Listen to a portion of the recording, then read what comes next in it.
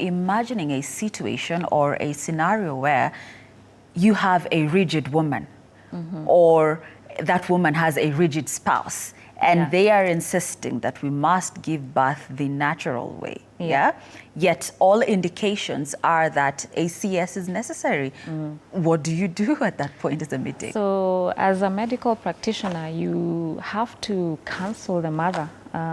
In our career, we do counseling a lot. We tell you, even during your antenatal care, even when you're in that labor ward, we counsel you on why we're doing what we're doing. So if her life is at risk and the baby's life is at risk, and we say, look, you can't deliver normally and you need to undergo a cesarean section, and despite all that effort and in making her understand, like, this is the way we need to go, if she declines, there's something called consent. Consent is ensuring your patient understands what procedure you're about to do and why you're doing it, or what medication you're giving and why you're giving it. So we normally take consent before any surgical procedure. So if she declines, consent, if she says, no, I'm not doing it, and she signs it, and clearly it's indicated in that consent like she's declined, there's nothing really you can do. Yeah, you've counseled her and she's declined. You cannot force. Right. Yeah. Right. Yeah. So. Okay. Yeah, Okay. And Doc, when you were talking about an emergency CS and the factors that lead to it, you mentioned when the baby is too big to pass through the birth canal. Yeah. So I am imagining a situation where it's twins, it's triplets, it's quadruplets. Is that a factor? Yes, that's a factor. It's a good question. So twin delivery, it also depends. Triplets, that's a definite cesarean section. There's no negotiation. Twin delivery, it depends. You can have twins that share, that have their own, like, amniotic sac, like their own amniotic sac and their own placenta, like they're separate, like in their own separate, like, compartments.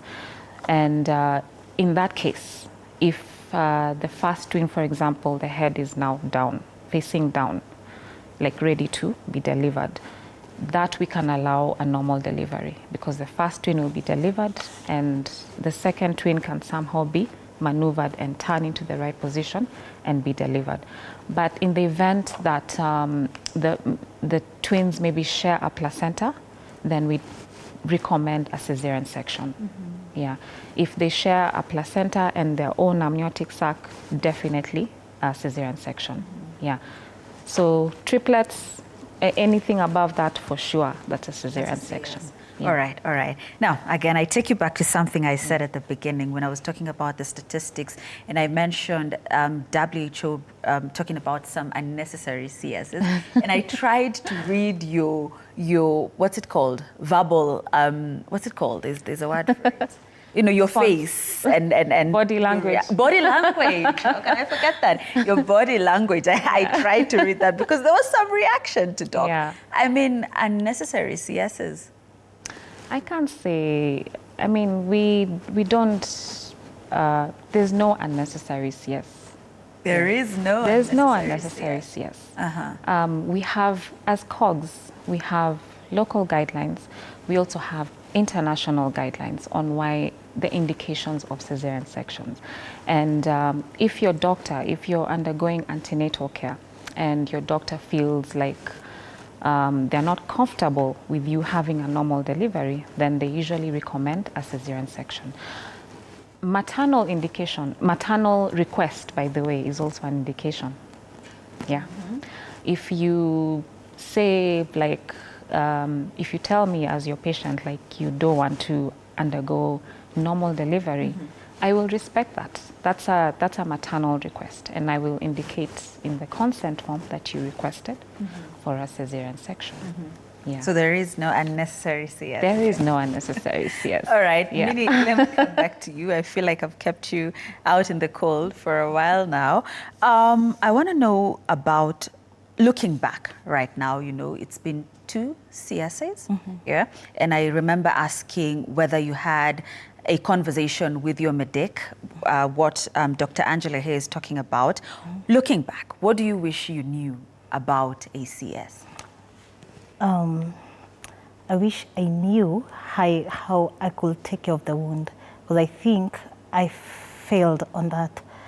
Because it opening up, I think I just failed, because I was walking around, I was doing my chores as usual. I think I just failed, because I was still feeling strong, so I wasn't, I didn't want to rest much. Yeah. All right, you talked about your first CS and you were already walking that very day.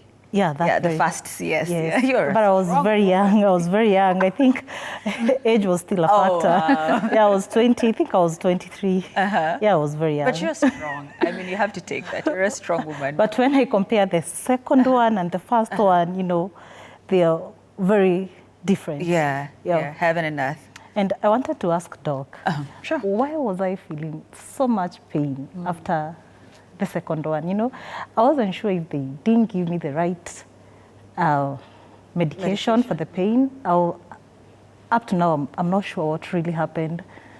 Well, you also mentioned you had a previous cesarean section. Now, when you have any surgery, your body is not the same again, because you have cuts, you bleed, and there's a process of healing that's going on.